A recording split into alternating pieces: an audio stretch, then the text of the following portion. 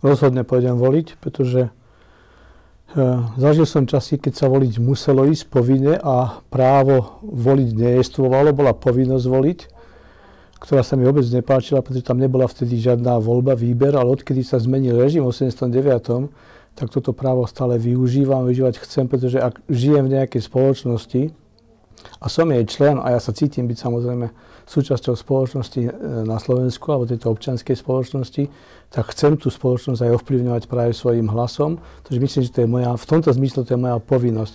Hoci nie voliť je povinnosť. Ja si myslím, že je sympatické, že ľudia nemusia povinne voliť, že si môžu vybrať, či chcú alebo nechcú voliť, ale ja voliť chodím a voliť pôjdem určite. Nepáči sa mi politická situácia, respektíve rozloženie politických síl na Slovensku, pretože ak vládne jedna strana, ako je teraz v prípade Smeru, tak je tam tá kontrola veľmi obmedzená a je to nevýhodné. Nie je tam záruka, že ľudia sú natoľko zreli, aby tú svoju moc nezneužívali a Smer je toho dôkazom, že to zneužívajú a tie kauzy, ktoré sa točia okolo zdravotníctva, školstva, peňazí, diaľnic a podobne, to je naozaj neúnosné, pretože platíme všetko z našich daní. A rovnako tak sa mi nepáči na politickej scéne, že tých strán, ktoré sa tlačia do parlamentu a chcú voliť, je neúnosne veľa. Že v tomto zmysle sa mi to nepáči, ale asi to je vec, ktorá musí dozrieť.